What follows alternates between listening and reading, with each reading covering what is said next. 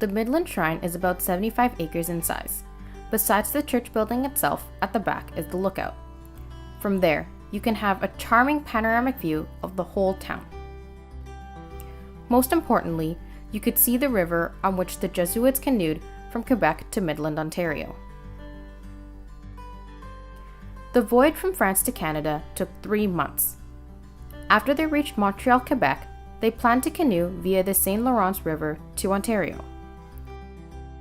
Then they found out that the St. Lawrence River was in Iroquois territory.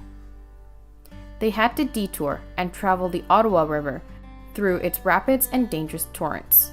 But the Jesuits did not give up and insisted to complete their missionary journey. Around the church are statues of Jesus, Mary, and more than a dozen saints.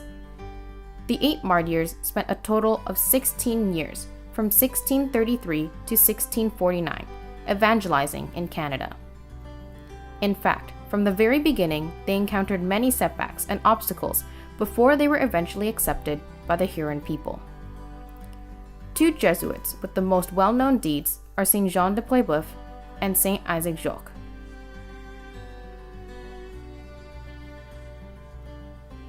Brébeuf came to Midland as a missionary in 1626. He was the first Jesuit who came to this area.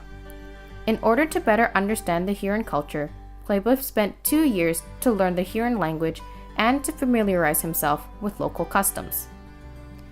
In 1639, Brébeuf decided to take up residence with the Wendat in Sainte-Marie, 8 kilometers from the church, until March 16, 1649, when the Iroquois raided the village of Wendat, captured Brébeuf with another Jesuit, Gabriel Lallemant, and tortured them savagely. This torture is the most well-known torture, most brutal torture for any Catholic martyr. Brébeuf and Lallemant were tied to the posts of the church that had been constructed at St. Ignace. They were stripped naked.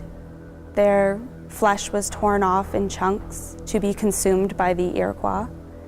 Their fingernails were pulled out, digits were cut off, and hot coals were placed in their eyes and in any open sore.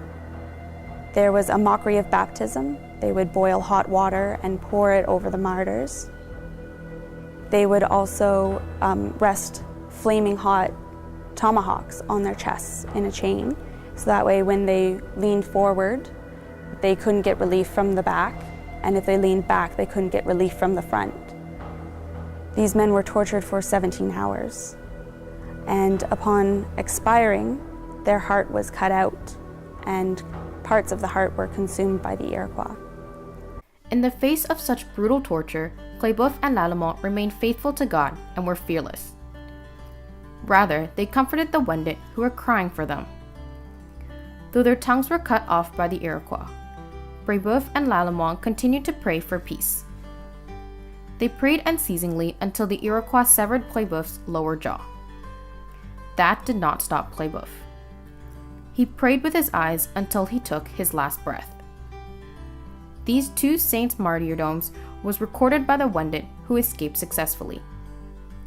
Though Brébeuf and Lallemant sacrificed their lives for God, they successfully sowed the seeds of Catholic faith in North America.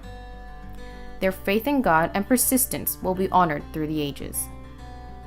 This is now a place of prayer and a place of peace, a place of healing and reconciliation. So many people come because they know it's a sacred place. Saints lived here. They walked this hill where the church is.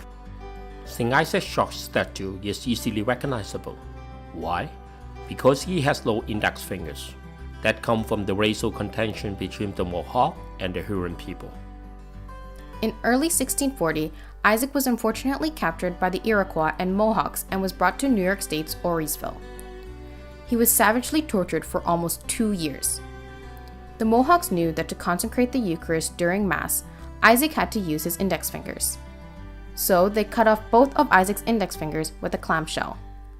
Fortunately, with the help of some Dutch merchants, Isaac successfully escaped to France for 3 years.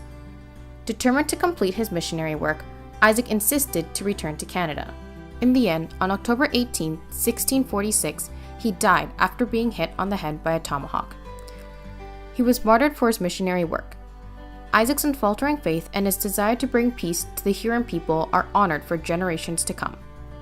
In 1930, Pope Pius XI canonized the 8 martyrs as saints. Later, in September 1984, Pope John Paul II came to Canada and visited the Midland Shrine.